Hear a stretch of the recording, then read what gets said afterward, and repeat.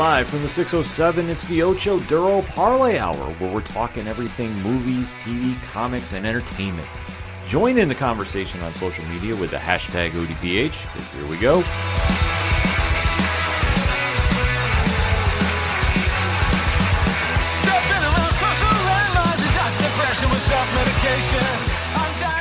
Welcome to an all-new edition of the ODPH podcast, better known as the Ocho Duro Parlay Hour. What's happening, everybody? Thank you so much for joining us this week. My name is Ken M. Joining me in studio, as always, you know him. He's the co-host. His name is Padawan J. Hello, hello, hello. Folks, we have a lot to talk about in the land of entertainment. You are tuned into the podcast that talks movies, TV, comics, and more. And we definitely want to interact with you. So make sure to swing on over to odphpodcast.com.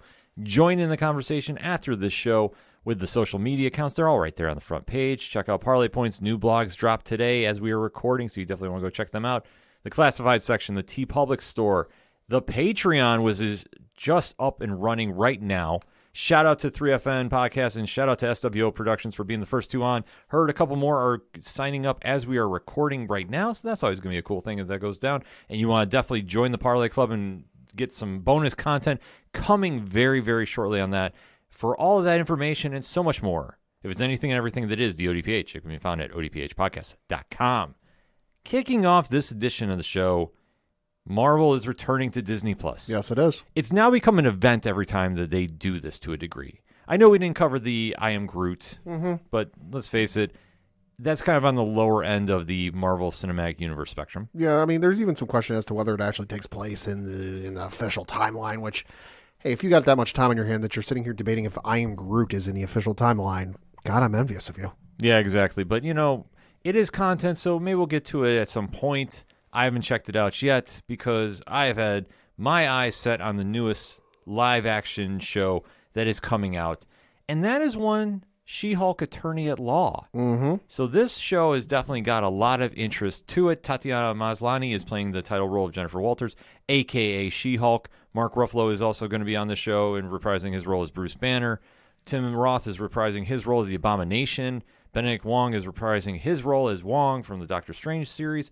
There is going to be a lot of fun cameos throughout this show, and the vibe about this is going to be a lot different than what we've seen in previous incarnations from the MCU. And let's not forget, you forgot the most important person returning in this show, Charlie Cox as Daredevil. Yes, because that has been officially confirmed. Because as we've seen with the trailers, they are kind of taking some liberties to doing She-Hulk's origin from the comics. Because in the comics, and She-Hulk has been around for quite some time, since 1980, with the Savage She-Hulk as the first appearance, and getting her blood transfusion from her cousin, Bruce Banner, and thus giving her powers.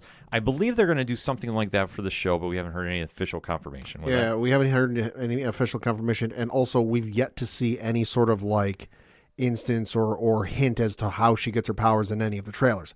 It's all the shots we've seen of her have been like post getting her powers. Yes, which I think is smart by them to do, because it's not so much about what causes her to get the powers, it's what she does after. Yeah. And a lot of the source material that they're going to be borrowing from is from some great comic runs. The John Byrne one is definitely jumping out to me of what they're going to be breaking through a lot with, and I want to use that word breaking through because that's where he really developed her having that breaking the fourth wall characteristic that you've seen a lot, especially in the last trailer that came out. Yeah. Because that one, there wasn't a lot to really break down with other than did get official confirmation. Charlie Cox is Daredevil, so I'm wrong. D-Man is not in this, at least not in this incarnation. Yep. We did see Wong is having a bigger appearance in the show. Looks like he's going through some stuff. Yes. The Abomination definitely is going to be a bigger character than we thought with this show. Yeah, it looks like he's also making some changes with his life. You know, turns into the Abomination at one point. Everybody freaks out, and then, you know, you do see her yelling at him. He goes, okay, hey, sorry. Yeah, so it's going to be a little interesting twist of what they do. It definitely feels more lighthearted than I think a lot more people are expecting from this show. And if you go by the source material, like I said, the John Byrne run is where I think they're going to really deep dive into. They're going to borrow, obviously, from Dan Slott's runs on the comic as well, and Charles Soule, which does deal more with the legal aspect of the character because Jennifer Walters is actually a lawyer in the comics.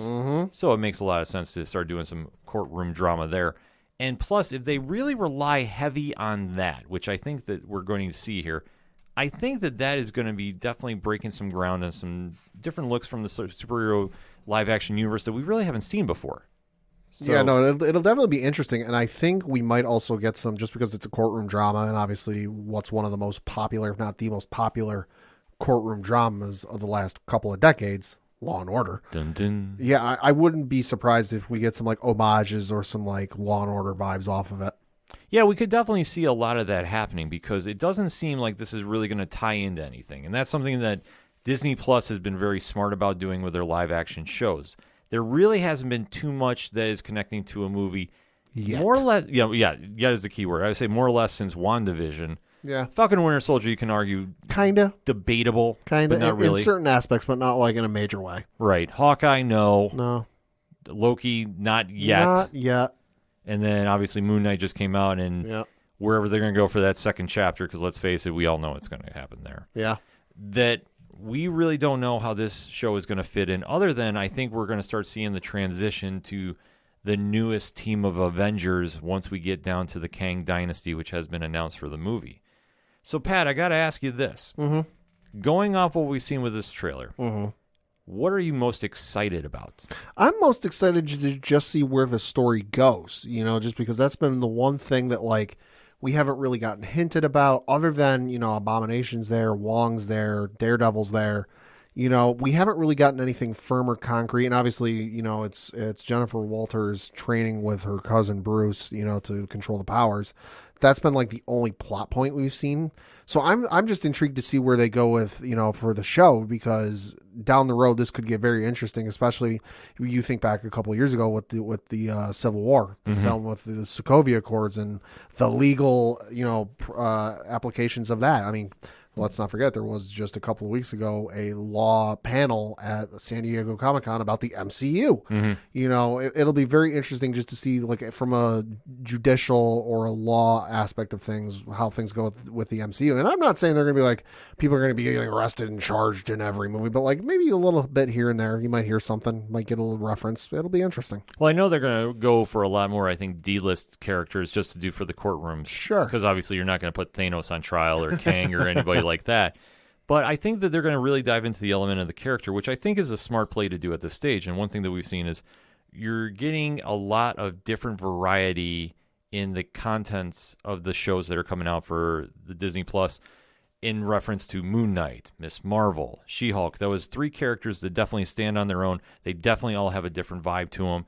And that's something I think for the MCU going forward, you're going to see a lot more of. I think the one thing that we've been very critical, at least I have on this show, is there's that cookie-cutter feel to a lot of the characters.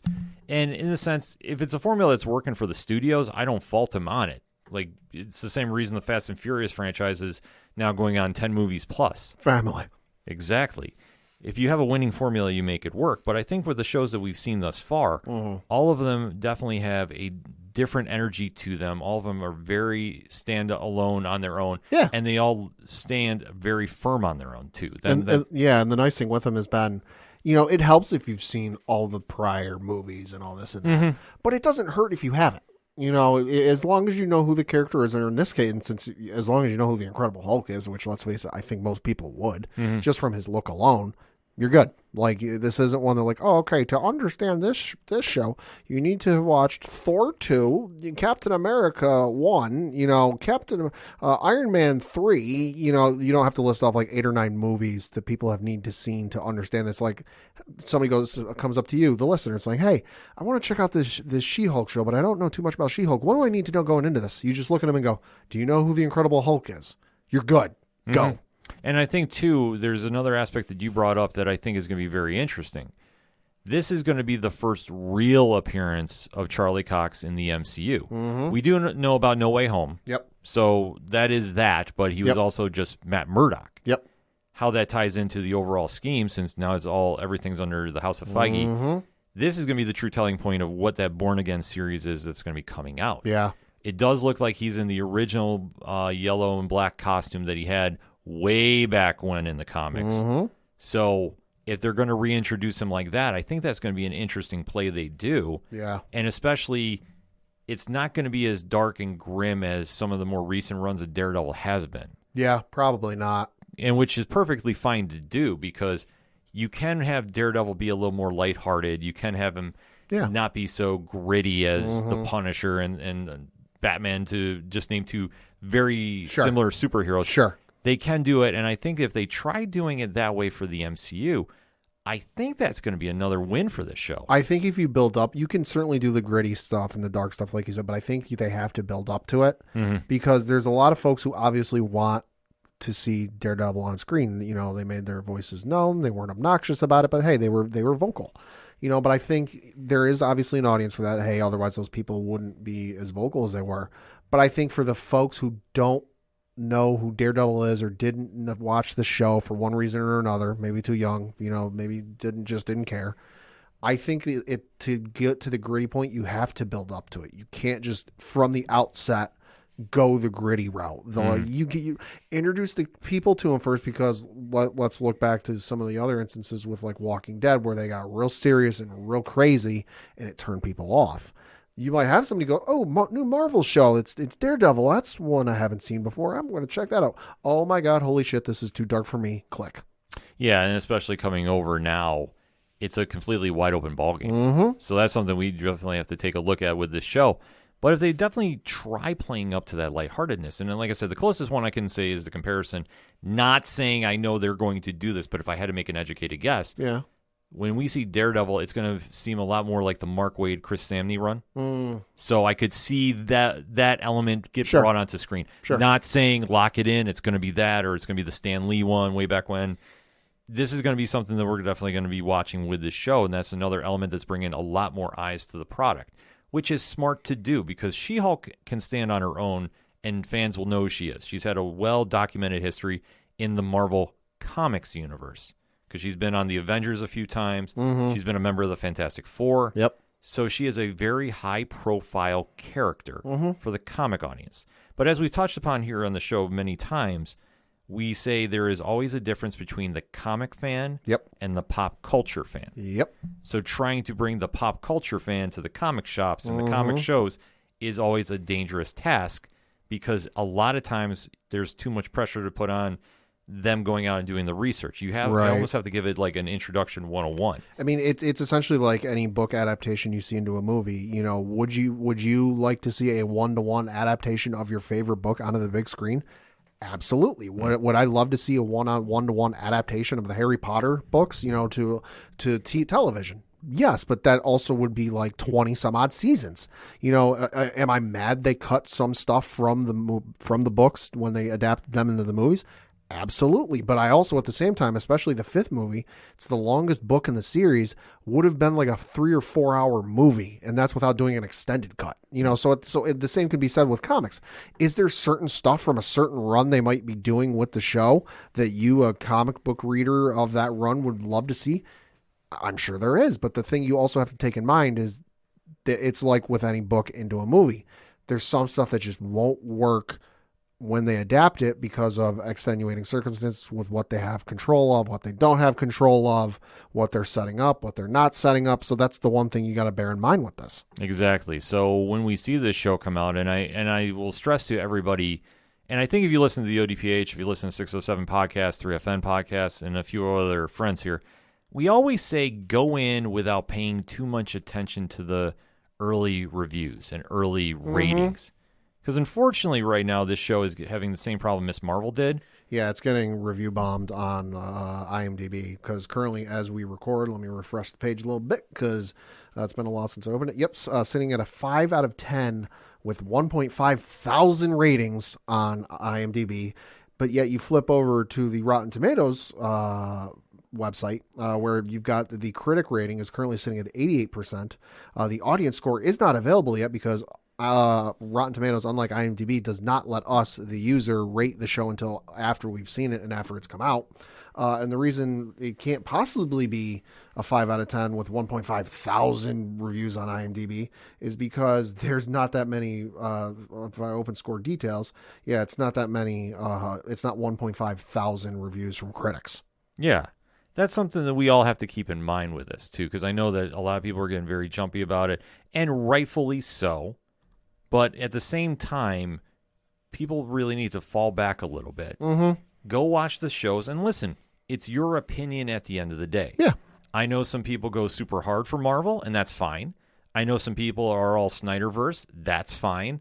As long as you're not getting toxic about it, I'm perfectly fine with those debates.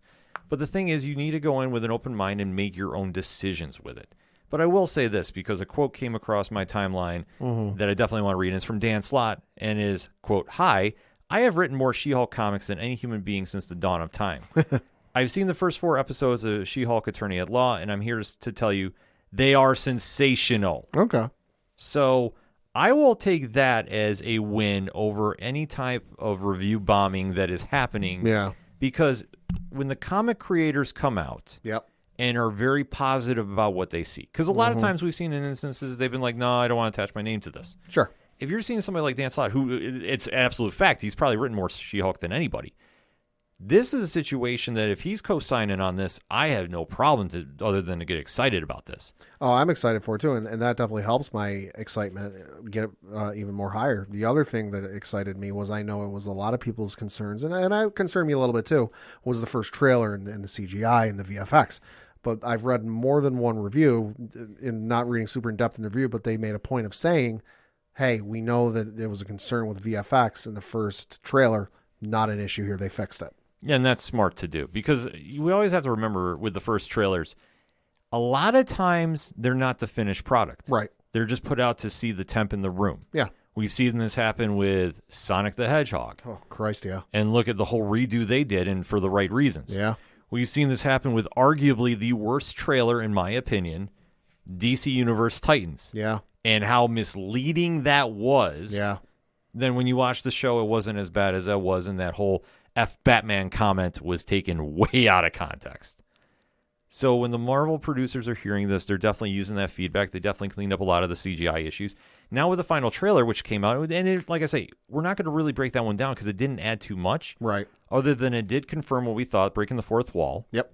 Because she talks to the camera at one point. Maslany does that quite often during that trailer. Yeah. And it just did confirm about Charlie Cox being on his Daredevil. Mm-hmm. And I think that overall, this show is going to be a big win going into this with the cosigns that have been coming out for it by real sites that we follow and respect. And I'm saying that going in with to counterbalance all the review bombing. Because let's face it, we've seen a lot more of that for nonsense reasons than we should. And that's why I can't stress enough. Go in and give a show a chance. Go and make your own opinions. Because there's going to be a lot of win to this. It's going to be definitely different than what we've seen with the MCU thus far. You might make some comparisons to Deadpool, and that's fair because of the whole fourth wall thing. But at the end of the day, you're going to have a very unique concept for a show, going to be more legal-based than anything you've seen in the MCU, with her, and one of the trailers was getting recruited to do a Department of Superhuman legal firm, or a variation of that. Yeah. And then you're going to spin out of that, do some court cases, and do a lot more, I don't want to say reality-based show work here. Sure. But it's going to feel like that because it's not going to be so superhero-based, but the superhero mythos is going to be lurking in the background. There might be an Office feel to it. Yeah. Which, you know what? Give it to me. Because I like seeing stuff that stands out. I like seeing stuff that's different. I don't like seeing everything that feels the same. And for this new phase of the MCU, I think they need to do that to thrive. If they continue to keep doing the same thing, sure, the pop culture audience will keep going back. But as we've seen with every single show that has won over that audience gets very fickle and will disappear after a couple of years. Yeah. Hate saying it, but Walking Dead, that's exactly what happened. Because it was the same old thing, time in and time out, until finally everybody got really scared when Negan met Glenn. Enough said. Mm-hmm. I think with what they're going to do with the show, though, is going to be some really interesting work. I'm excited to see how they're going to portray She-Hulk. And I'm ultimately thinking that this is how that she gets recruited into the next Avengers movie. I think she's going to play a bigger role in this. I'm not sure what Mark Ruffalo's stage is going to be as far as contracts or new Hulk movie, but we're definitely going to be keeping our ears out for it. But I think at the end of the day, with the 10 episodes that are scheduled here, I think there's a lot to be excited about. I think there's a lot that's going to be a win. And I think it's going to be enough to stand on its own and be self-contained that if this is the only thing you watch concerning She-Hulk, you'll be pleased with. And if you're an MCU fan like we are, there's going to be a lot of win to be had here. Well, let's just hope we see Foggy Nelson. Yeah, fingers crossed. I'd like to see Foggy. I'd like to see Has not been confirmed one way or the other. Just, you got to figure. You have to figure if you see Daredevil, Foggy is not too far behind in a courtroom. Mm-hmm. But we don't know anything else other than the show will be coming out this week on Disney Plus, and it's on Thursday, so I get to sleep in, so I don't have to get up at 4 a.m. to watch the shows to beat everybody else texting the minute it comes out on the West Coast. But that being said, hit us up on that hashtag ODPHpod. What is your thoughts about She-Hulk Attorney at Law going into it this week on Disney Plus? Are you excited for it? Are you not? And let's have that honest conversation. Give us your takes on what you're expecting from this show. We're going to take a quick break. We'll be right back. You ever wondered what comics Mark from Vale is into? What Zach from Left Behind's favorite MCU movies are? Well, Metalcore Nerds is the show for you. My name is Sean Mott, and here at Metalcore Nerds, we cover the latest things in pop culture, whether it be Star Wars, Marvel, DC, AEW, and everything else in between. You can listen to the show every Monday on Adobe Howl at 7 p.m. Eastern, or find it anywhere you find podcasts after it debuts on the radio station. Coming back for another segment on this edition of the ODPH podcast, and it is time to review the newest addition to the Walking Dead family on AMC TV. Mm-hmm. Tales of the Walking Dead finally debuted. Yes. There's a lot to discuss with this episode, and if you're new to the ODPH, first and foremost, thanks for checking us out. Secondly, what we like to do is give a spoiler-free statement about the episode, which this is going to be the new anthology series that is centered in the Walking Dead universe. So you're not going to see a lot of the characters per se that you would on the flagship show, Fear the Walking Dead, or The Walking Dead, or any of the other little side projects that they have going on. At least not yet. Right. Wouldn't rule it out for a season 2, but for right now, no. Right. So when the show is announced, we definitely have a lot of interest with this, but this is why we're going to give a spoiler-free statement about the episode which just premiered, and then after the countdown, we go into full spoiler mode. So if you need to pause this podcast to not be spoiled, we give you fair warning now, because after we get done with the countdown, it's game on. So that said, Pat, spoiler-free statement on episode 1 entitled Evie and Joe. Thought it was a good episode. It was a nice kind of breather from the normal stuff we'd been seeing, and it was interesting to see it from a different perspective. Could have been a little bit better. Felt a little boring and a little dull in the middle, you know. But other than that, I think overall it was a fun episode. Was I wowed? Like, oh my God, I need to see this? No. No. Did I think that this was Worlds Beyond? No. Because, sorry, Worlds Beyond really did nothing for me. I think this show, you hit it right on the head, was very, very middle of the road. It had some potential early on with like the way they were setting things up. And then as the story developed, it's like, oh, we're not going to, reach out and grasp that opportunity. Correct. I think that this show played it safe for the first one. And I think they had reasons for it. But obviously with the star power they had for this debut episode, I think that was also a gift and a curse, so to speak. Sure. So it's a watchable episode. It's an enjoyable episode. I wasn't blown away by it, but I think that if you're a Walking Dead fan, there is hope. So that being said, in 3, 2, 1, Pad, let me know what you really thought. Like I said, I thought it was a good episode overall, but it could have done more. I thought it was very interesting to make the first episode, about a doomsday prepper, which, have become very prominent in pop culture, I guess you could say, to the point where there's even a reality television show about them. Or there used to be. I don't know if it's still on, but I know at one point there was. And that's always the one thing you think about when you're thinking about World War Z or Black Summer or Walking Dead or any of these zombie shows is, what would somebody who's a doomsday prepper do? So to get that with this, I was like, oh, this could be very interesting to see how, because that's something I've watched and read World War Z. I've watched Black Summer, the zombie spinoff show from Z Nation on Netflix. Highly recommend that one. And then watching all these seasons of Walking Dead, we've admittedly we've seen people prepared, but that's already after the point of the apocalypse starting. We've never, at least that I can think of. No, I haven't seen Fear the Walking Dead outside the first season and a half. How dare you? But we've never seen somebody who was prepared before the apocalypse, because the vibe I got with Terry Crews's character in this wasn't a case of, he's wandering through a street somewhere and stumbled upon the bunker that he was living in. No, this to me, and especially with the traps and everything else, he was ready for something to go down. So from the outset, I was like, this could be very interesting. But then it kind of got like almost campy, even though they were road tripping, it got kind of campy, and I was kind of like, eh. And then it remembered, oh, right, we're a zombie show. We got to kick the action back up. Campy is the perfect way to describe this. And I think, like I said, it played into the strengths of Terry Crews's Joe and Olivia Munn's Evie. Because when they are on screen, they do have comedic timing. Yeah, they do. And I think what the producers of this show, or this episode at least, went in and said, let's have fun. Mm-hmm. Now, I'm not saying this was bad. Right. But what I really felt is they played it very, very safe. Yeah, they did.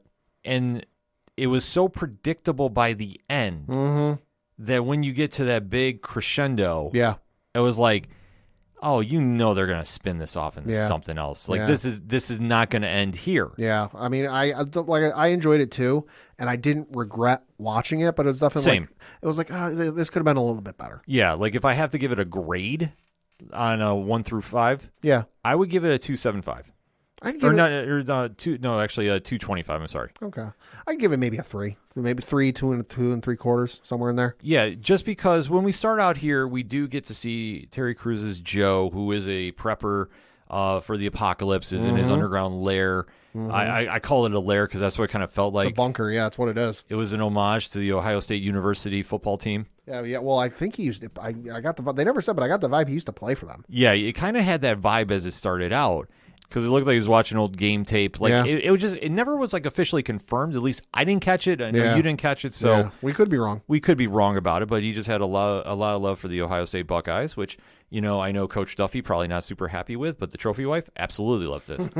And we do see that he does have a companion during this entire apocalyptic world he's living in, and that is his dog Gilligan, Doberman. Yes. So they're just kind of making the best of a bad situation. And it almost like, you get the vibe that he's kind of just going through the motions of like, he wakes up, he makes breakfast, he plays with the dog, he does, Sudoku and other puzzles, to keep his mind sharp. He watches old game film because, well, let's face it, there ain't much TV on now these days, so he kind of keeps himself active, and it's like he's going through the motions. Yeah, it's kind of an interesting to see how he goes through it. It almost started out like with Agents and S.H.I.E.L.D. and Enoch and the Talking Heads song. Okay. Just that kind of... Vaguely remember that, yeah. It's kind of that weird vibe to it. That's what I got when I was watching this. I'm like, okay, well, I can get down with this. It's not bad. It's not great. But I'm like, okay, I definitely am intrigued by it. Until we start getting to when he has to go outside to the bathroom. Or actually has to take the dog out there. And then obviously...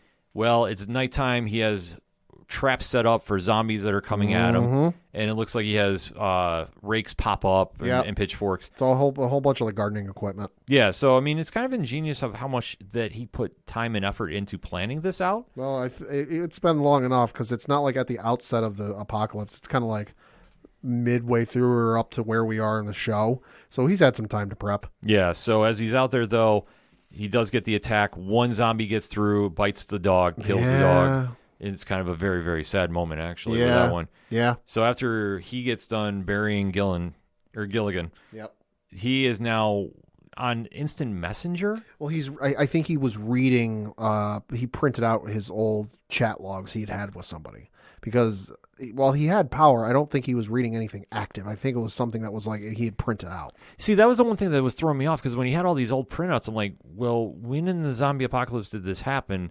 And is the internet still a thing? Like, I mean, no, I don't think so. I think this was just something that, like, for his own purposes, and just something to just read, because it obviously meant a lot to him. Just something to read in the downtime or, whatever. So he didn't have to boot up a computer and do this and do that. He could just pull it out and read it. Yeah. Like I say, it was just, for me, it was just weird.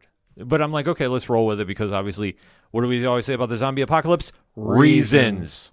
So he's now connecting with this stranger off the internet, because, you know what, nothing bad can happen here. I digress. Yeah. And they're kind of having this weird going back and forth, and he reluctantly decides to go meet this stranger who might be the love of his life, as it's kind of getting the vibe with. Yeah. So he packs up his belongings and leaves Ohio for Michigan. Mm-hmm. Which, if you know anything about Ohio State and Michigan, they don't like each other. They don't like each other. Like, this should have been the biggest red flag of all. Mm-hmm. But I digress. Mm-hmm. So he is now in his own homemade suit of armor, so to speak. Something like that, yeah. He had a helmet on. It almost looked like he had a bulletproof vest, I believe. Something, yeah, like a homemade one, yeah. Yeah, it was like the most makeshift A-Team-esque do-it-yourself. Very MacGyver DIY. Yeah, thank you. A-Team MacGyver. Like, it was like that kind of vibe. Yeah. And he's riding with a motorcycle, and then he winds up getting captured because the bike hits a road of spikes. Yep, spike strips. Yes. So as he's walking around to try figuring out what's going on here, he gets caught in a very, very tough net. Mm-hmm. And then he sees a zombie is approaching him, so of course he's just, cursing himself out. Trying to get out. And then a mysterious stranger comes up Yep. and stabs the zombie in the head. Yep. That stranger turns out to be Evie, a.k.a. Olivia Munn. And they are basically trying to figure out, okay, who's doing what here? Why are you here? Why are you here? I don't really understand. I'm trying to get this going. And Evie is just like very one with the earth, so to speak. Yeah. Yeah, definitely of that vibe. Free spirit vibe, I think is the nicest way to put it. So she is kind of saying, well, you were sent here for a reason. Mm-hmm. Joe is like, no, I'm not. You answered my prayers. Yeah, it's kind of this weird back and forth, and she's because they're basically exchanging stories of, why do you want to get out of here, and bad relations, and X, Y, and Z. And Evie is the one who has a gun and basically forces Joe to take her away. To where? Doesn't really matter, but Joe is like, well, I'm on my way to Michigan, so if you're going to come with me, come with me. So they do this scene where they get into the motorcycle. She has a crystal necklace. Yes, she does. And puts it around his neck to protect him. Reasons. Mm-hmm. I digress. Like, the thing about her is she's one with the aura of the earth and, all that kind of jazz. So it fits her character, but she's definitely hamming it up a little bit for this one, though. Yeah, you have to admit that. Yeah. So they get back on the road, even though Joe is more or less cursing this out that this happens. And they do start driving into the Michigan-esque area, and they're still running across problems because, well, Joe has to relieve himself at one point, and that turns into supposed to be like a comedic moment, but it's like, Pat, what was your vibe with that? I mean, it was supposed to be funny. It didn't kind of feel funny, though. Because, like, the whole thing is when he goes to do his business, he's still got handcuffs on. Yeah. She's sitting there it's a buggy motorcycle too. Yep. So it has a sidecar. So she's sitting there in there, and it's like, well, where are you going to go if he's got the keys for everything? Like, are we not putting this together? Yeah. Like, and I understand they were just trying to be funny and establish that, begrudging friendship that, is going to obviously come out of this. But it just seemed to me like we were trying to force it too much. Yeah. And it's like, okay, now you're really approaching that campy level. Like, it just didn't really. It was the opposites attracting and like trying to make things work in a really shitty situation, and trudging it through the backwoods of like a really terrible situation. Yeah, so it really just drug there, and they were supposed to do the comedic sing along. Like at one point, Joe puts on his earphones. Yeah. As he's driving away in the motorcycle, and she starts singing the song with him. Well, and what threw me too was like, and apologies to anyone in the Midwest.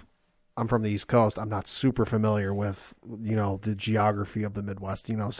They were throwing up the kind of like the welcome to signs, where they were going. And I was thrown for a bit. I was like, where the fuck are they going? And then we'd hit a city that like, or a place I knew. And I was like, and I could put it at least, or where I knew where it was on a map. And I go, oh, okay, now I know where they're going. So that was throwing me for a bit too. Yeah.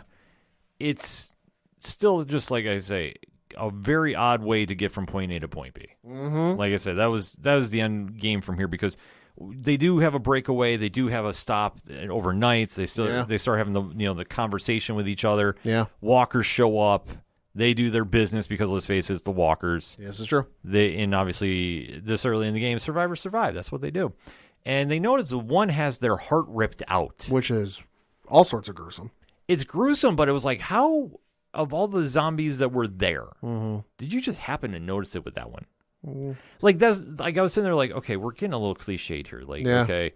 Well, I think it was that typical thing, and it's typical with the mainline show Walking Dead. You can speak for Fear the Walking Dead.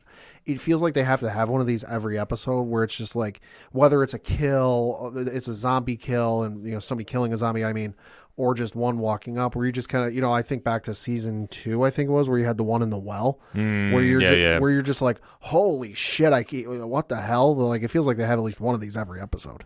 Yeah, Fear hasn't done that too much lately, but then again, they also had a nuclear warhead go off. Uh-huh. Reasons if you haven't seen it, or just catch up on past ODPH episodes. I break it all down. But, so, this does not defer them, even though there's a zombie that's missing their hearts. So that's kind of still a more odd thing to happen, but it is what it is.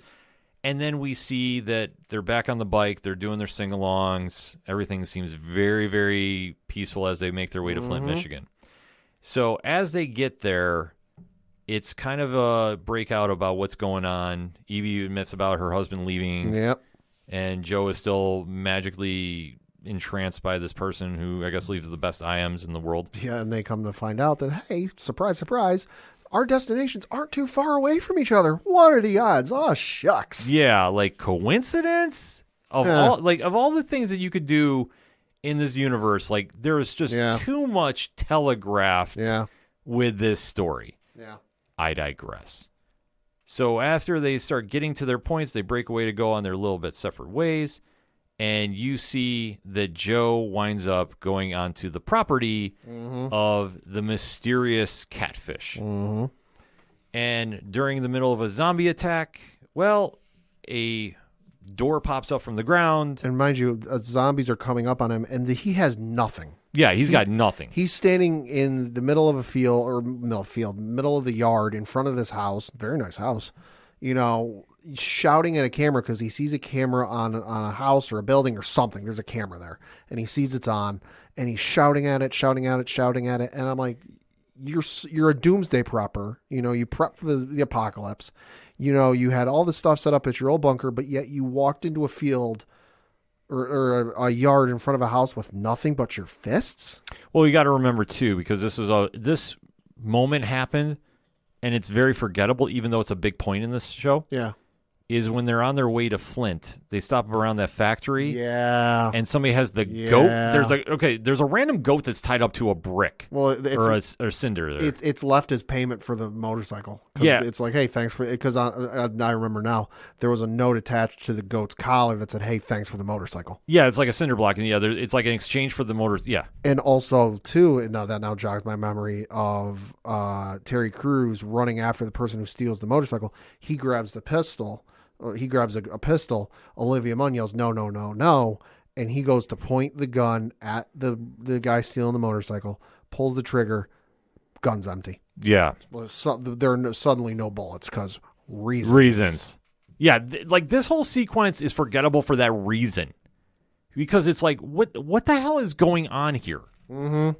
And that you have been holding him up with a fake gun. The motorcycle's gone, but somebody decides to leave you a goat as a gift. That, like I said, was tied to a cinder block. Oh, okay. I mean, I'll roll with it. It's the Walking Dead universe. There's a lot of stuff you have to just turn down the logic, turn up the reasons, and just roll with it. So at this point, though, he does make it to the destination. He gets sucked through the floor there, and he does meet the person of interest from the instant messenger. Sprains his ankle in the process. Yes. So we do meet Sandra, who's played by Kirsty Bryan. And it just seems like this is just too much of a happy ending. And I'm looking at the time on the episode, and I'm like, we still got about 20 minutes left. Yes, we do. All right, this is death. I mean, one thing you have to know with the Walking Dead universe, nothing ever ends well. And I mean ever. So the fact that he's got 20 minutes, I'm going, okay, well, she's going to turn out to be crazy because she has to. Otherwise, somebody else is going to break in the house. Like, this is going to just turn into absolutely insanity. And then sure enough, they're sitting down. She's making a meal for him. Yep. You traveled a long way. You must be hungry. Yeah. So she's feeding him cake, and he starts eating it, and it's drugged. And he's meanwhile bright-eyed and bushy-tailed, looking, oh my gosh, I'm so happy to see you. Just all. And at one point it gets brought up about him sleeping. Like, oh, where are you going to stay? And he's like, well, I figured I'd stay with you, seeing as the Motel 6 down the road is booked. Yeah. Then at this point, he's getting drugged out, and then when he starts coming to, she has her face done like the worst cosplay of Harley Quinn you've ever seen. Yeah. Like, I was like, what the hell is going on here? Yeah. and she starts freaking out. Yeah, because she's convinced that he's here to steal her bunker or her base from her. Yeah, I'm like, what the is going on here? Like, legitimately. Like, we go from 0 to 100 real quick. Mm-hmm. And I'm going, okay, this is random. Now, granted, not unexpected. Yeah. But, like, we have the peaceful meal, and then all of a sudden she's in clown makeup. Well, and or, like, her face paint makeup, like clowns. Well, yeah, and she explains to him that, like, okay, it's been, 13 months or whatever it is. And she goes, oh, people find me here. They bang on my door. They plead, they beg. So she just listened to the music, and drown out their voices with the screaming. So it's like, okay, yeah, she's not entirely sane. Yeah, she's definitely not. Now, his hands are tied up at this point. So she has the knife, and she starts, like, hacking his neck. So he's got, like, 2 slits to the throat almost. Like, almost. On the side. It's not deep, but it's deep enough that it bled. It's deep enough it bled. It's not deep enough to cut, like, straight across. And it's still getting absolutely freaking wild. But during all this, the alarm goes off, and Evie shows up. Mm-hmm. Well, we got to remember, too, that she goes in for a killing blow, but what saves him? The necklace. Oh, that's right. Yeah. The necklace comes back. Just too coincidental. So he's, like, trying to escape. Like, he's stumbled into a different room, and she goes to take off against Evie. And even though, like, Evie comes down there, and she is acting like nothing's wrong, and the makeup was like how would you describe this moment, Pat? Like, this just kind of seemed like Evie walks in and is not even paying attention to what's going on. Well, you got to remember, too, that Sandra has got Joe tied up in another room, and he's gagged. Oh, that's right. Yeah. So you can't. So she can't hear anything going on. He's far enough away that Evie can't hear him. So that she's like, oh, hey, I know. And she even goes, oh, hey, I was supposed to be meeting my friend here. Oh, who's your friend? Oh, Joe. Well, there's nobody here. Yeah. She starts playing it dumb like there's nobody there. Yeah, and it's funny too because she gives Evie cake, and Evie says one of the funniest. I'm sorry, I laughed at this. I shouldn't have, but while Sandra's like sitting there interrogating her relentlessly, Evie just drops this bomb, and I'll be very honest. If Olivia Munn was not giving this line, I don't know who else could do it maybe just as well because the I don't think so. The comedic timing for this was impeccable in my opinion. Because she goes, quote, it's shady to give someone an edible without telling them. I'm a connoisseur, and I know you've been lying the entire time. Boom! That was good. It was good. Like, you could not plan that moment more perfect for that character. And like I said, Munn crushed it in this one. So then they start fighting. Evie winds up freeing Joe and does the biggest, I would say it would be an axe toss, but that's not doing justice. A hatchet toss right into Sandra's chest. It's a hell of a blade. Yeah. And of course, they don't realize something, and this is another area that I'm mad at. Pat, if you kill a zombie, what do you got to kill? The head. Yeah, they leave the head wide open. Reasons. Yeah. Have they not seen Avengers Endgame? Apparently not. I mean, seriously, you go for the head all the time. So they wind up leaving the body there, and the zombie is trying to climb out of the bunker after them, and they wind up closing the door on there. So Sandra is now still trapped as a zombie in the basement of her own place. They're out there. They wind up having a heart-to-heart, and now it looks like they're going to drive off into the sunset together, and with goat in hand, too, by the way. Yeah. And that's how the show ends. So I would say it's entertaining. Yeah. It's campy as all can be, though. When you drop that line pad, that's the perfect way to describe this episode. No, because it starts out very ambitiously, and even up to meeting Evie, Evie, whatever pronunciation is, but from there up until, Joe falls into the bunker or whatever it is, it's campy. Yeah. Like, it just goes completely over the top, and, like, it's so predictable that for being a debut episode, I thought they should have came with something stronger. Yeah. I really did. Could have been a little sharper. Yeah, definitely. Because you have that one chance to make a first impression. Now, diehards of The Walking Dead are going to be watching this. There's no question of that. But if you're somebody that is tuned out and you want to tune back in, I don't think, in my opinion, you were given the greatest reason to. Like, it's a fun show, but it's also like saying, hey, I want to get back into comic shows, so I want to watch Legends of Tomorrow. Right. And there's nothing wrong with watching Legends. I want to stress that. But if you're trying to look for something that's more serious, more on that whole Arrow, kind of lean, that's not the show you do it on. But there is promise to this show, and I think that's something we can look at as a bright spot for it. if this is how they're going to do their stuff, I think this could be interesting. And obviously, they left it wide open that that Cruz and Mum are coming back. Mm-hmm. Like, there's no question in my mind they're coming back next season. If they decide to do one. Yeah, but just how they left it so open-ended. It's like it's open-ended that, like, if they want to write them into Fear the Walking Dead or whatever else down the road, maybe, never know with the whatever it is, Maggie's supposed to be in New York City. Yeah. That show, if they want to write them into another series, this is a backdoor pilot for those characters. Well, the one thing we got to remember, too, is timeline with this, because if this was right at the beginning of the zombie apocalypse, they're in Michigan. Yeah, I mean, they could make their way down to Texas or Virginia, pending. Yeah. So it's not out of the realm of thought. No, that's a good point for that. I think that would be huge for Fear if they added those two to the show. I don't know if they'd want to or not. I mean, granted, Fear is going through a little bit of transition in their own right. Sure. But it still is an interesting perspective. And if not, you can still do a spinoff every year and see how it goes. I mean, God, we're going to have more spinoffs of the regular flagship. I mean, what's one more of something else that could be something big with a star power attached to it? But overall, it didn't blow me away, but it was something that I was like, okay, it was on, not the worst thing I've seen, had a lot of potential, but they went too safe with it. Don't exactly know what I think about that. But with one episode down, next week definitely looks more interesting to me because that seems like it's going to rely heavy on the camp pad.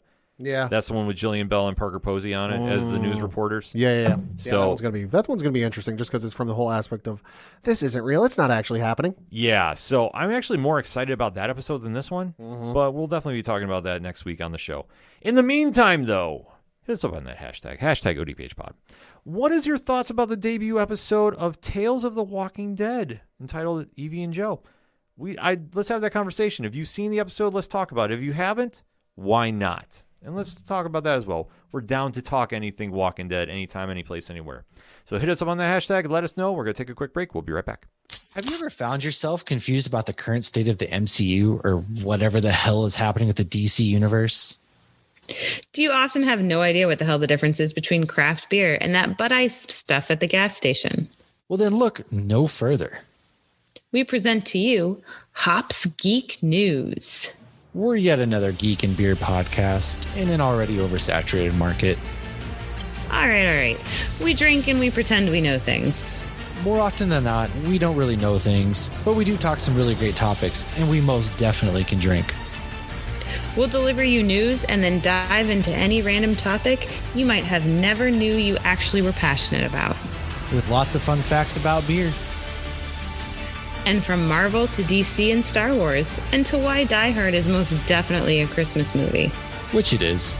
Basically anything that our spouses are sick of hearing us talk about. Join us on YouTube or anywhere you listen to podcasts.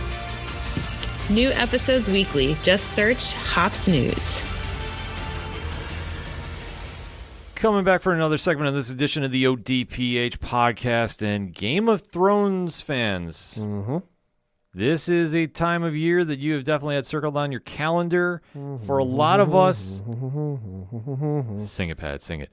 A lot of us have been kind of waiting to see what is this whole project that has been announced as a prequel to that very, very polarizing series, as it turned out to be. That Game of Thrones debuted on HBO in 2011, wrapped up in 2019. Yep. At one point, the biggest show on television. Mm-hmm. The biggest show, not just on television, but just from a pop culture sense. Yes. Where it's felt like everyone was watching it. Oh, I think so, going right into that last season, and especially when things wrapped up, a lot to be desired. I think that's a very, very polite way to put things. Yes. Because it did not go over too well with a lot of fans. First, 6, 7 seasons, depending on how you want to look at it, some of the best television I've ever watched. Last season, some of the worst television I've ever watched. Well, it just kind of seemed that at that point, they did not exactly have a blueprint about how to end things. Well, they did and they didn't, because from what has come out since that show has ended, George R. R. Martin did tell them, how he was going to end the book. But the issue is, and part of this, I guess you can put on the producers of the show. Part of it, I think you can put on Martin and himself. There's only 5 books out, I think, right now. Something like that. There's like 5 books out. The last one came out in 2011. So it's been, over 10 years since the last book came out, right when the first show started. and we've been waiting 10 years for the next book to come out. So they had a blueprint on how to do things. Obviously, there were some adaptations and changes from what happened, from page to screen, but that's true with anything. Mm-hmm. But they eventually got past where the book is, and they just kind of like, all right, well, we don't know quite what to do or how to get, we know what the ending is. We don't know any of the stuff in between there and the ending, so let's just kind of guess and go with it. Yeah, and that's kind of what they did, and it did not come off well. So thus, when we heard rumors of prequels, plural, a lot of people were like, too soon? Yeah. And a lot still have that bad taste in their mouths from the end of Game of Thrones. So when HBO Max finally announced, okay, there is going to be one locked up prequel coming out. Because the other one got canceled. Yeah, the other one is a wrap. Fans have been going, okay, what are we going to get here? There's some obvious nervous trepidation. Exactly. So now we are at the date where House of the Dragon is going to be coming out. So, Pat, you got a little more information about this? Yeah, so this this show is dropping on, Sunday, August 21st on HBO Max.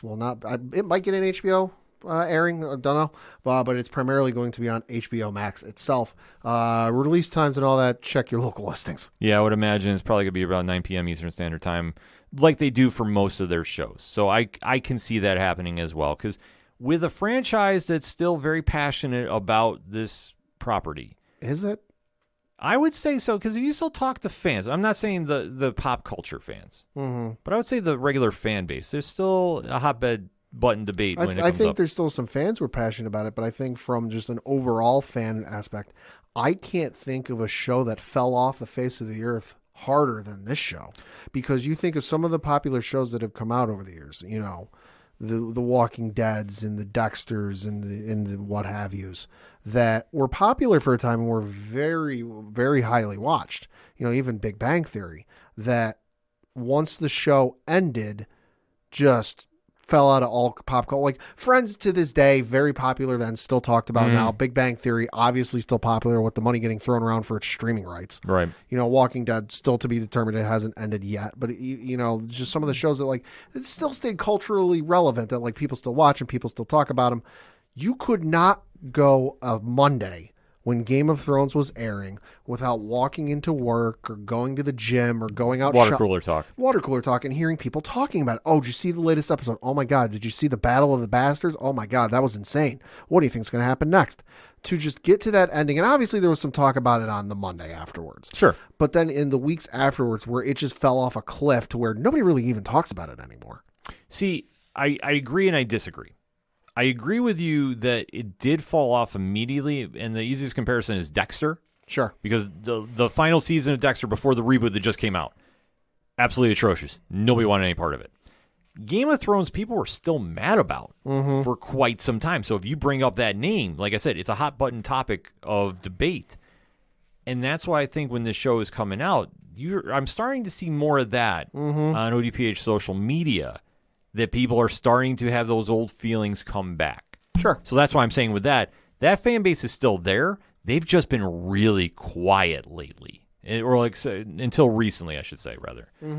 Because with how things ended, and now we have a prequel coming out, it's going to be interesting to see the pop culture reaction.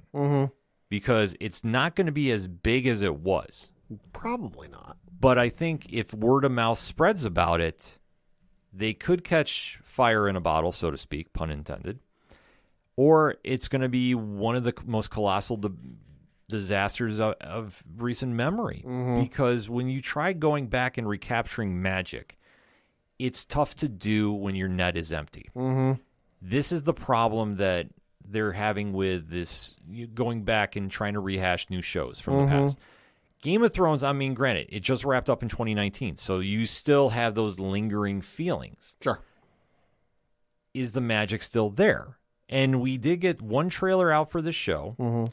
It does have a very, very loaded cast, which I know you got the IMDb in front of you right now. Yeah, so in the show you have Paddy Considine playing King Viserys Targaryen, Olivia Cook playing Alicent Hightower, Emma Darcy playing Princess Rhaenyra Targaryen, Matt Smith, Matt Smith, playing Prince Daemon Targaryen, Steve Toussaint playing Lord Corlys Valerian, Eve Best playing Princess Rhaenys Valerian, Rhys Ifans, who you might know as the Lizard from the Amazing Spider-Man films, playing Otto Hightower, Sonia Mizuno playing Mysaria, Fabian Frankel playing Sir Kristen Cole, and then also Millie Alcock, playing Princess Rhaenyra Targaryen, the young version. So, like we said, loaded cast. The trailer looked pretty good. How about you, Pat? No, it looked very good. I mean, they put obviously a lot of money and effort into that trailer. It's a very high budget trailer that kind of gives you some hints and some ideas as to what the show's going to be about, but it doesn't fully give you everything to go, oh yeah, I can just wait till this series is over to binge through it. No, it definitely does not. I mean, they did put a lot of money into it. So, I mean, special effects are on point like they were for the last season of Game of Thrones. Yeah. It does have that same kind of vibe to it. You're seeing a lot more fighting, a lot more political intrigue. Yeah, which, I mean, this is what makes Game of Thrones. So, there's a lot that if you're really trying to recapture that magic, you might be able to pull it off. But this is also going to be a whole different group of characters. Yep. You're going in with a lot more famous actors involved here than you did the first time around. Matt Smith's profile is very, very high right now. Yeah, it is. I mean, we all know him from outside Doctor Who, and I'm sure a lot of people say Morbius right now. But with him being one of the biggest faces on this franchise, there's going to be a lot of pressure to deliver. And looking at this trailer, it does have a lot of the same old themes from Game of Thrones. Early on themes, I would say. The backstabbing, the fighting for the throne, the political maneuvering. Yeah, which, I mean, is good and bad. But if we're going back to the well, let's just make sure we got something in there to drink from. Sure. Because if you're going back and there's nothing and we're just rehashing the same old, I don't know if this is necessarily going to be a big win. But this is the kind of the fine line you walk when you try rehashing. I think if you keep it in that early seasons, the political intrigue, the backstabbing, kind of like the early Walking Dead where you didn't know who could drop at a moment's notice, even though with Game of Thrones, if you read the books, you had an idea. But I think with this, if you go back to that early seasons, the political intrigue, the backstabbing, the maneuvering, that you didn't know who could drop at a moment's notice, and you keep kind of the crazy out of it, what it became in later seasons, I think you've got a recipe for a hit. But if you start introducing some of that crazy back into it, then you're going to be trudging down old roads that people aren't exactly happy to be on. I agree with you, too, because like I say, the trailer looks very, very similar like we've seen this before. So it just depends on what they bring on the screen and how they're going to definitely make this stand out. And like I think you really hit it right on the head, too. They have to go back to that original formula of the beginnings of the seasons. And I know, obviously, different people are doing this show. It's not the same people that did the last season. So, yeah, the two producers who were involved with the last show are not involved with this in any way, shape, or form. Right. So that is going to be a win in that aspect, too, because somebody's going in with a completely clean slate. The only thing they're going to have against them is a lot of the fans still remember that last season. And they're definitely going to be comparing that. So now it comes down to, can they really deliver on something different? Jury will be out until Sunday. And then we'll get that first taste of what this show is going to be all about. I think they got a lot of things in their favor. I think they got a lot of things against them. Sure. But we have to go in there, again, with an open mind about this. This is not going to be Game of Thrones 10th season. This is going to be something completely different. It's going to have similar elements. You're going to see some familiar names that you know. But other than that, it's going to be a lot of different people doing a lot of different things.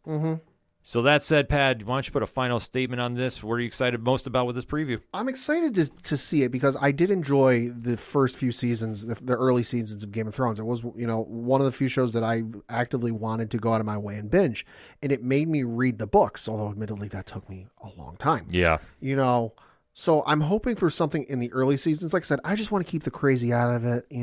Oh, hey, I'm falling in love with a woman that's actually my aunt or whatever the hell it ended up being. Yeah. Let's just keep that aspect out of it because while it made for good, I don't even say good plot. It made for a plot that I just didn't really care for. It was kind of weird.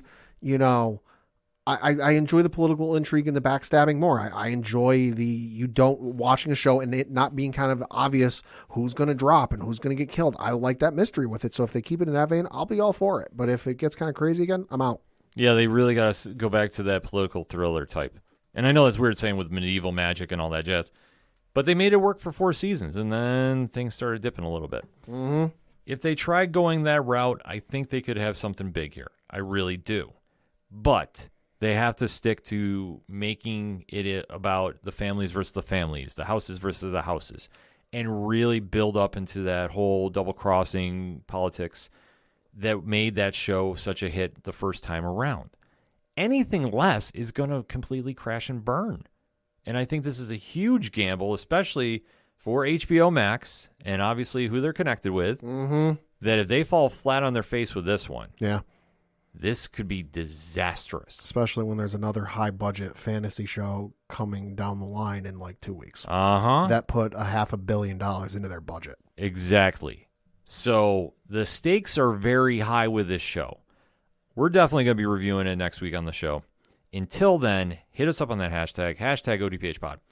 What is your thoughts about the House of the Dragon? Are you excited for this? Are you not? And if you're excited for this, what are you most excited about? Because this is going to need a lot of selling to some people on social media. I definitely want to have that conversation with everybody. So does Pat. Hit us up on the social media accounts. You can find them all on odphpodcast.com. We're going to take a quick break. We'll be right back.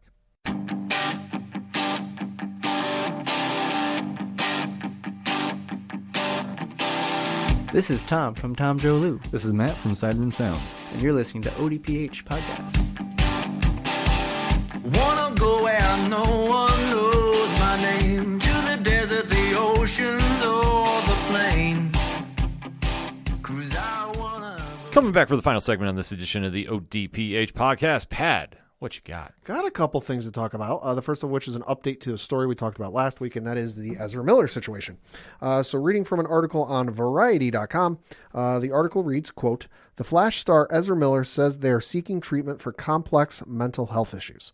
In a statement provided to Variety by a representative of the actor, Miller broke their silence about the troubling behavior that they have exhibited in recent years, which has led to a series of legal issues and assault and abuse allegations. Miller also apologized for their actions. Quote, "Having recently gone through a time of intense crisis, I now understand that I am suffering complex mental health issues and have begun ongoing treatment," Miller says. "I want to apologize to everyone that I have alarmed and upset with my past behavior. I am committed to doing the necessary work to get back to a healthy, safe, and productive stage in my life," close quote. The embattled actor, who is non-binary and uses they and them pronouns, played the DC Comics character Barry Allen in 2017's Justice League and its 2021 counterpart, Zack Snyder's Justice League. But their role in the comic book franchise has been overshadowed by their off-screen behavior, which has alarmed fans and associates of the actor as well as Warner Brothers, the studio behind The Flash. Close quote. And then the article goes on to detail a lot of the reports and issues that we discussed last week, but that is the latest updates surrounding the Ezra Miller situation. Well, I'm glad he's getting help. Yeah. You know, I hope he does. And let's see where we go from here. I'm glad he's getting help. He obviously needs it, and we're not going to deep dive into everything he's done. You can listen to last week's episode. We went in depth about it, but for everything that's gone on, I'm glad he's getting help. I hope he's sincere about it. Yes, me too. And that he's not just saying this for PR purposes and so because of the reports surrounding the Flash movie, and what may or may not happen with that. I hope he's sincere in wanting help, and he's not just saying this to get the movie to come out, and that he's just saying, oh, I'll just say this and I don't actually mean it. Well, the big thing is his actions got to speak louder than his words. Mm-hmm. And if they don't, I'm sorry, and I'm going to say this, and I know this might come out in a certain way, but listen, this is going to be very honest. If there's one more incident, I don't want to see this movie come out. Yeah, I agree. Period. I'm sorry. He's given the apology. I hope it's sincere. I'm glad that he's admitting that there is an issue, and I hope he gets help. If there's one more instance of any kind of nonsense, they have to pull the plug. They have to. It's any other option is not on the table at this point. They have to. I mean, they've given Ezra way too much slack and way too much leeway, in my opinion, that they should have made a decision about this already.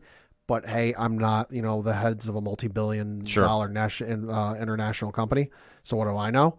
But you're at the point where you have to do something, and this is fine and this is okay for now. But like you said, if there's one more instance, done.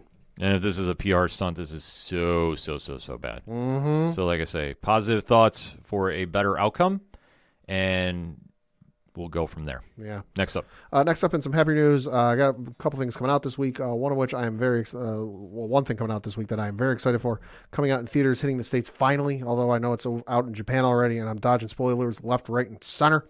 That is Dragon Ball Super Superhero, the latest iteration in the Dragon Ball universe. Releases on August 18th, 2022. And the description of this is: the Red Ribbon Army from Goku's past has returned with 2 new androids to challenge him and his friends.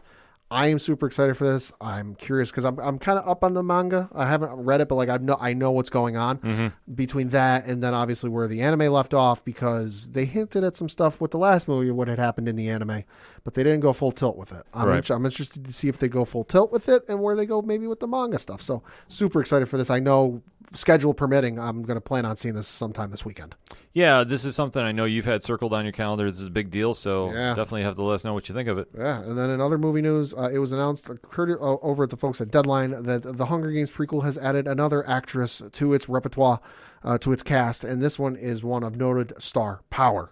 That is the one, the only Viola Davis. Oh, wow. Okay. Yeah. So reading from an article on Deadline.com, it reads, quote, Viola Davis is the latest addition to the cast of Lionsgate's The Hunger Games, The Ballad of Songbirds and Snakes. The Oscar winner has been tapped for the role of head game maker Volumnia Gall, joining an ensemble led by Tom Blythe and Rachel Zegler.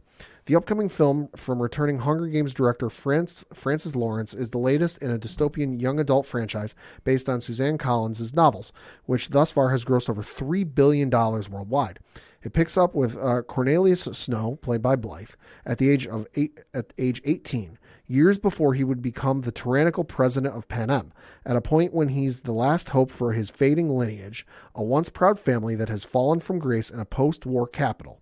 With the 10th annual Hunger Games fast approaching, the young Snow is alarmed when he is assigned to the mentor Lucy Gray Baird, played by Zegler, the girl tribute from the impoverished District 12. But after Lucy Gray commands all of Panem's attention by defiantly singing during the reaping ceremony, Snow thinks he might be able to turn the odds in their favor.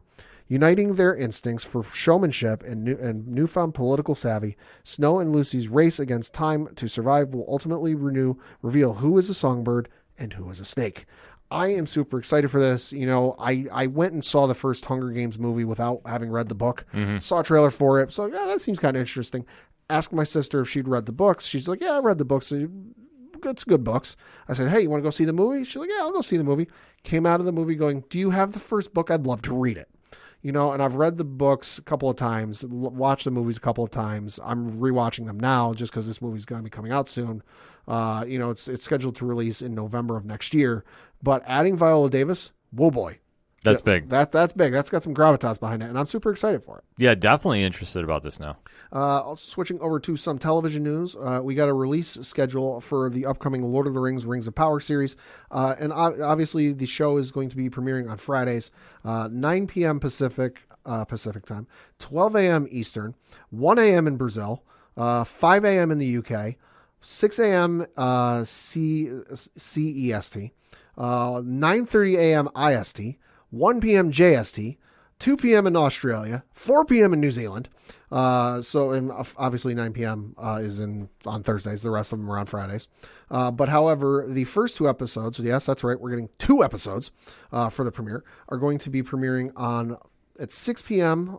Thursday, September 1st, 9 p.m. Eastern on Thursday, September 1st, 10 p.m. in Brazil on Thursday, 2 a.m. in the UK, 3 a.m. CEST, 5:30 a.m. IST, 10 a.m. JST, 11 a.m. in Australia, 1 p.m. in New Zealand. So, hey, there's your times, and accordingly, plan your days accordingly. I'm super excited to watch this. Like I said, I'm a huge Lord of the Rings fan. I've read the books more times than I care to admit, and I own 3 different audiobooks of them. You know, I've played games, I've watched movies, if it's Lord of the Rings, I probably consumed it. I'm super excited for this. They poured $500 million that's insane. into this. It's the highest production on a TV show ever.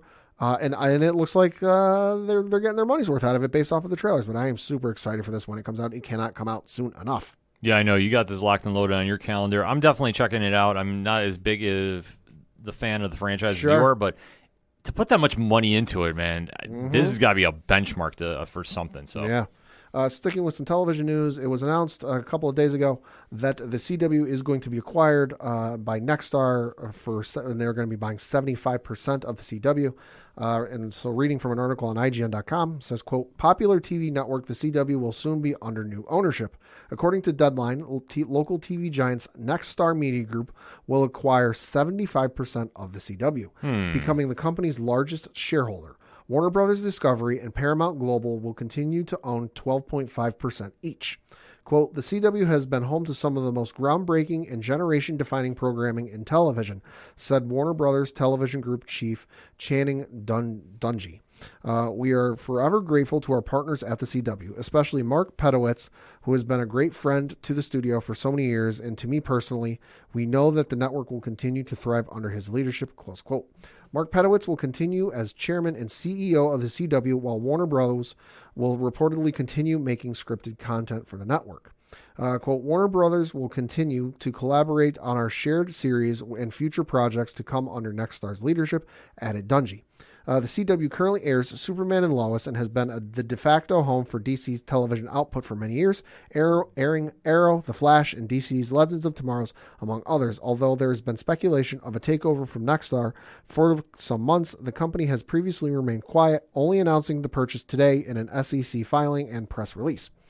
Together with our partners at Warner Brothers and the CW, we have created a welcome home for content that has resonated with viewers on the network and on platforms around the world, said CBS chief George Cheeks. This new ownership structure enables us to partner with Nexstar and Warner Brothers Discovery on the next chapter of the CW while redeploying capital to other content platforms at Paramount, close quote. Financial terms of the deal have not been disclosed, but Nexstar is expected to take on all of the CW's debt and has been made the acquisition with no upfront considerations, close quote. Interesting. Mm-hmm. Very, very interesting. It is a kind of a wild time over there. So, man, I would imagine Superman and Lois is safe, but everything else? Yeah, everything else, you never know. To be determined. Mm-hmm. Switching over to some video game news. The Pokemon Company is pledging $25 million. Holy to improving the lives of underprivileged children. Oh, very cool. So reading from an article on IGN.com, it says, quote, the Pokemon Company International has pledged a minimum of $25 million over 5 years to charities committed to improving the lives of underprivileged children. The funds will be delivered to charities on a local, national, and international scale that support children, help create equitable communities, or a combination of both. The Pokemon Company International, which controls the Pokemon brand outside of Asia, will share the funds throughout North and South America, Europe, and Oceania. A plethora of Pokemon toys, trading cards, and video games will also be delivered to groups that distribute such items to children who wouldn't have access to them otherwise. The quote, the Pokemon Company International is grateful for the opportunity to give back to the communities in which it operates and where Pokemon has been so warmly received since it was first introduced, said company president Kenji Okubo. Pokemon is a brand that immediately sparks joy and has captured the imaginations of kids around the world for 25 years. With its universal themes of adventure, friendship, and perseverance, it has also become welcomed into the lives of an incredibly diverse fan base in countries around the world, he continued. We are dedicated to leveraging that unique ability and support and the support we've received from our broad community of trainers to be a positive force in the lives of children and create a more equitable, inclusive world in which we can all flourish. Close quote. So that's super fucking awesome. Yes. Obviously, Pokemon, one of the more popular franchises in the world. Hey, they've been around for 25 years, going as strong as ever between the trading cards, the toys, the games, everything else. To see them do this and really reach out to kids who might be familiar with the game but not have the means or the ability to play the game, collect the cards, now have the ability to do so is really awesome. It's fantastic. So definitely kudos to them for doing this. Yeah. Also in video game news, we're getting a new Lord of the Rings video game. This from the folks at Weta Workshop and Private Division are going to release a new game, which I guess is going to be set outside the films. Reading from an article on IGN.com, it says, quote, a new Lord of the Rings game is on its way from Weta Workshop and Private Division, set as part of the literary universe rather than that of the films. Announced via Twitter, the upcoming game takes place in Middle-earth with Weta, who worked on the original Peter Jackson movies, as well as Amazon's The Rings of Power, teaming up with Take-Two's Private Division publishing label. Quote, we're thrilled to announce that we have partnered with Weta Workshop to publish a new game set in the literary Middle-earth universe of J.R.R. Tolkien, revealed Private Division. We look forward to sharing more about the project in the future, close quote. The Untitled game, which is said to be in early development, is on its way sometime in 2024. However, don't expect to see Elijah Wood or Martin Freeman, as, according to the announcement, the game is based very specifically on the literary Middle-earth universe. Okay. That means it will sit outside of the recent films and TV shows, tying more directly into Tolkien's original books. The game will be produced by Weta, which created its own game development studio in 2014.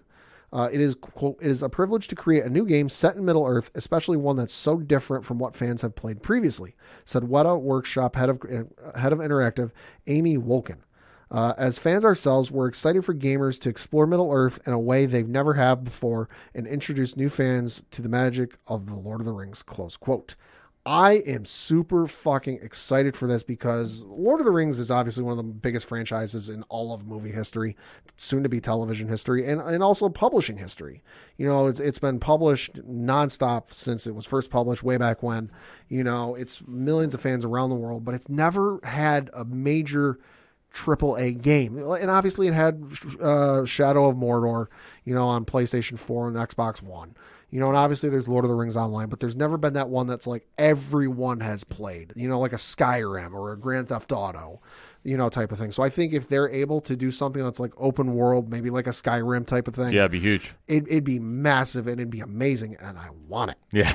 Can't fault you on that one. That definitely sounds interesting. And lastly, and certainly not leastly, in video games, apparently we're getting a new Avatar: The Last Airbender console game. Really? So reading from an article on IGN.com, it says, quote, a new Avatar: The Last Airbender console game called Quest for Balance is seemingly in development after various versions of it appeared on Amazon Japan listings. As reported by Nintendo Everything, a Nintendo Switch version of the game has been listed on the website with a November 8th release date. Listings for PlayStation 4, PlayStation 5, and Xbox One versions can also be found, implying that Quest for Balance will be a console game released across most platforms. The listings on Amazon Japan are for an imported English version, meaning the game will seemingly be released with a North American audience in mind, and while storefront release dates are subject to change, November 8th is an unusually specific date for a placeholder. Quest for Balance is apparently being published by Game Mill Entertainment, the company behind several Nickelodeon tie-in games such as Nickelodeon All-Star Brawl and Nickelodeon Kart Racers. Given that Avatar: The Last Airbender is a Nickelodeon property, it would certainly make sense that it would be working on the title. So super excited for this. I need a good Avatar game. Hasn't been one of those in a while. And if this is true, and November 8th is an unusually specific date, because a lot of times when a game's announced but they don't, but websites like a GameStop or Amazon don't know a release date, sure, they'll just put December 31st 2022. So if I don't know if it's there, but if it were, you could go to like GameStop, look for like Kingdom Hearts 4. Kingdom Hearts 4 has been announced, but there's not a release date for it. So if there was a listing for it on an Amazon or a GameStop, they would put December 31st, 2024. And then if you get to December 31st, obviously you can't list it for January 1st, on January 1st as being in December of last year. It would switch to December 31st of, 2023. Mm-hmm. So the fact that it's November 8th is an oddly specific date and might be its actual release date. We'll have to wait and see, but I'll get it. Yeah, I know you're locked and loaded for this one. Definitely got to keep your eyes out for Hell that. Yeah. So for my one-shots, got a couple things before we start going to comic reviews. This one definitely made it across our table. Yeah, it did. So we definitely got to talk about this. According to Deadline.com, Jordan Elsass, who plays Jonathan Kent on Superman and Lois for the CW, is leaving the series.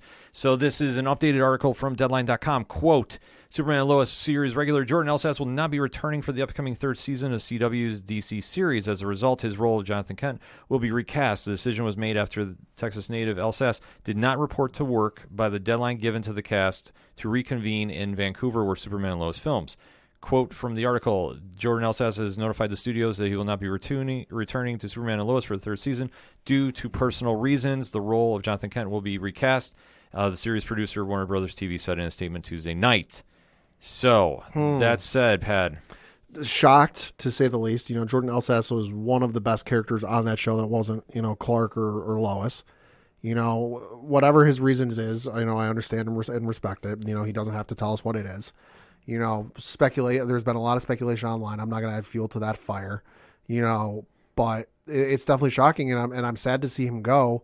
And it's going to be interesting to see who they cast as the new Jonathan, just because recasting a character in the middle of the seasons, just in terms of history, hasn't always gone well.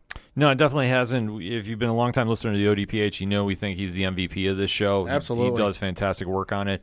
I'm just hoping that if he's leaving for personal reasons, I'm hoping everything's all right, and he's going to come back bigger and better and stronger, mentally and physically whenever we see him next. Yeah. So that's all that we need to know about that. Sad to see him go, and obviously the show will do some recasting, so when they do that, we'll definitely be reporting that here on the ODPH.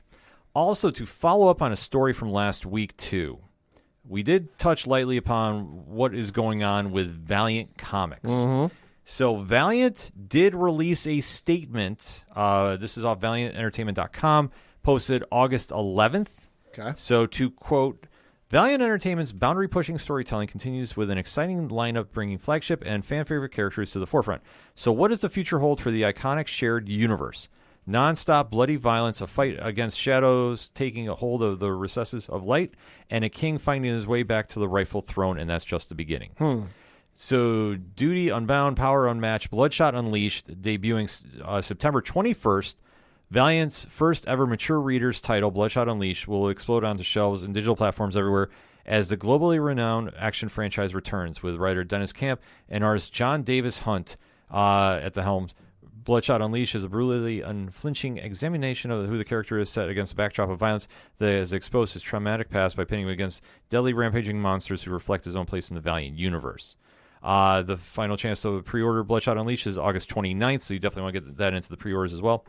Going back to the article as well, quote, then Evil returns to kick off the new year in January with the conclusion of the epic crossover event, Book of Shadows, bringing together the Dark Defenders of the Valiant Universe, Shadow Man, Eternal Warrior, Punk Mambo, Dr. Mirage, and Persephone for the first time. So the ancient and terrifying new villain, Esser Fan, has begun the dark feast upon our world, and no one will be spared. It's a canvas event with writer Cullen Bunn and artist Vicente Cifuentes that garnered critical and fan acclaim alike, with Comic Pop calling it, quote, exactly what the Valiant Universe needs. So that is now set, as they said, for January. Interesting. Issue 1 just came out, so I'm putting the chronological order here. Right. Going back to the article, quote, Warrior Slave, Liberator King. In March 2023, Valiant's flagship character, Exo Man of War, charts a course back to his throne, Exo Man of War Unconquered, featuring the superstar team of Becky Clunan, Michael W. Conrad, and Liam Sharp. The All-Star Series looks to take to the stars with Eric marooned on a distant planet with only his sentient armor, Shanhara, at his side. So this is interesting how this is all set up. So all this information is right now posted to ValiantEntertainment.com. Mm-hmm. So as I am reading this, this sounds like they're going once a month. That's what it sounds like, which series. is an odd choice. It's an odd choice, but it kind of goes into what we heard is there's a lot of moving and shaking going on with Valiant right now. And I think that's a fair statement to assume. Yeah, that's a fair assessment. Because obviously with the reports that have came out in the previous weeks of a lot of moving and shaking. There's been a lot of rumors and hearsay. Yes, so this is the only thing that we can say is completely official that is going on. So coming from the proverbial horse's mouth. Right. So there is no word about Archer and Armstrong forever after issue 4. So I'm assuming that has been put on ice for now. Yeah, let's all wait and see. Yeah, and it sounds like Bloodshot will be coming out as a normal schedule, because what we've seen usually is they go 4 issues and then take a little break and then come back. We've seen that in a couple different series. So I'm assuming that is what's going on here. But we do know Bloodshot is still coming out. I'm super excited to check this one out personally. So that's due in September. We got in January is Book of Shadows. That's throwing me off a little bit personally, but it is what it is. But we do know that will be out in January. And then in March comes Exo Man of War Unconquered. Anything after that is undetermined at this point. So these are the only facts we can go off of. As a comic fan, I'm excited to see these books, so if it's going to be once a month, so be it. Sure. It might be odd, but listen, it is what it is. I'm not going to be mad about it because it's comics and it's Valiant, and Valiant does great work. So I'm excited to see this happen. I'm just mad I got to wait a little longer for Book of Shadows. That's my only gripe right now with that. But at least we got a little more information coming directly from the source, and hopefully we'll get some more, maybe some dates getting moved up. Who knows as time goes on, and hopefully the situation gets a little more clear about what the future is going to be there. But right now, the future is they still got books coming, and that makes me a very, very happy comic book reader. So speaking of comics, Pad, loaded lineup this week. Yeah. Absolutely loaded. So from Comixology Originals, Beatrix Rose, Vigilante #2, Stephanie Phillips, Valeria Favosia are definitely bringing the Mark Dawson character back in a big way. Issue is great. Highly recommended. First issue was really, really solid. The second one is definitely not taking any pedal off the gas, so to speak. So you definitely want to go check that out. Also, at the comic shops this week from Image Comics is a book that is very, very, very intense. I really enjoyed this book. It's 20th Century Men. So it's written by Dennis Camp, who you just heard mention is tagged for the Bloodshot book coming out, S. Moran, and Adia Bidakar. And Pad, so I'm just going to show, this is where I show Pad the original artwork for this. Oh, interesting. So I'm That's waiting. different. Yeah, it's waiting. And right here, Pad.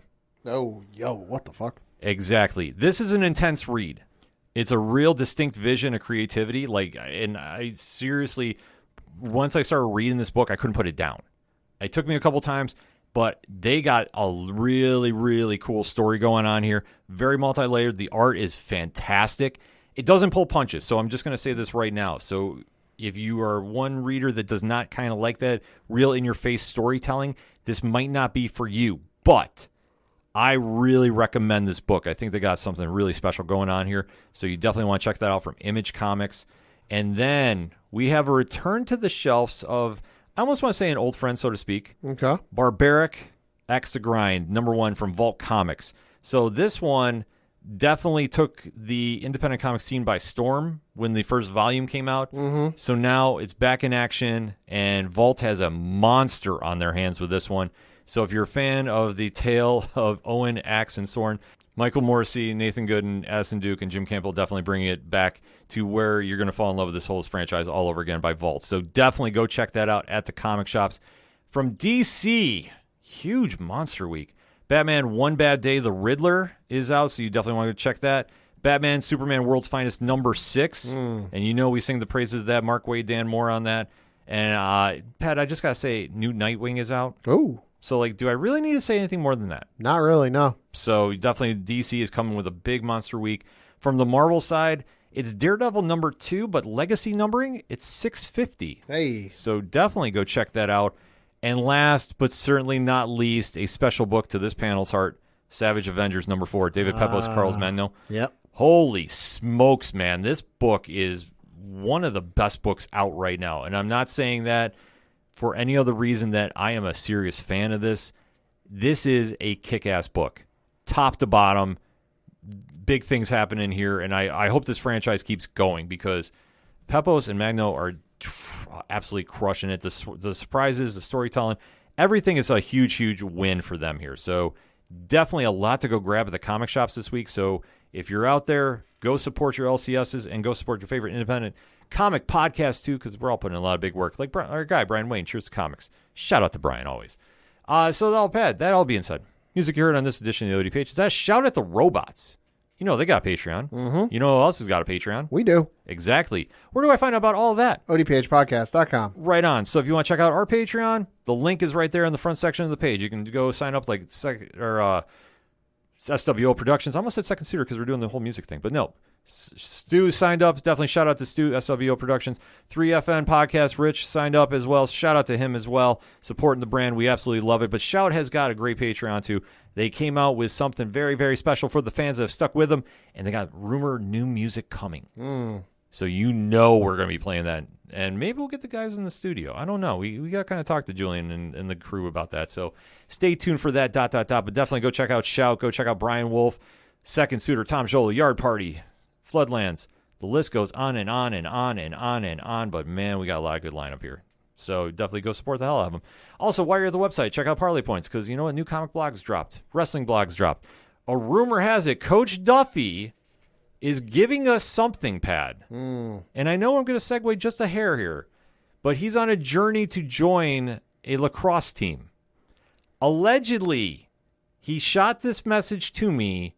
We're getting video footage of his training.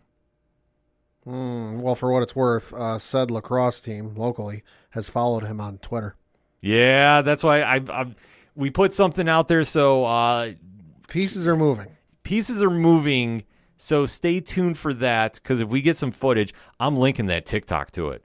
Oh, we're going to have some fun with this one. But, of course, shout out to our guy, your coach, my coach, the coach, Coach Duffy. Shoot that shot, my friend. Go get your dream. Also, while you're at the webpage, because that's what we're talking about, go check out the classified section, which has friends of the show, such as Dragon Master Games, 3FN Podcast, which you just heard about, and many, many more, along with organizational links supporting Black Lives Matter and voter registration. Public Store is there. The directory, which, Pat, how many providers are we on right now? 817,000. Man, growing every day. So, you know what? If we're not on your favorite podcast player, let us know. We'll try getting there. And then if you're like, wait, you know what? I really want to follow you guys. I want to drop a 5-star review. I want to make sure I'm supporting the brand. Simple. You go right to the directory page. We have your favorite podcast player right there. You can listen to it on your phone, on your desktop, wherever you listen to great podcasts. Hit that follow button, drop a 5-star review. It definitely helps the algorithm, especially on Apple Podcasts right now. So we definitely do appreciate that. All of that and so much more, if it's anything and everything that is the ODPH, it can be found at odphpodcast.com. That's all I got for this week. So for the only Padawan J. Thank you, thank you. I'm your host, Ken M. Thank you, as always, for listening to the ODPH podcast, better known as the Ocho Duro Parlay Hour. See you next time.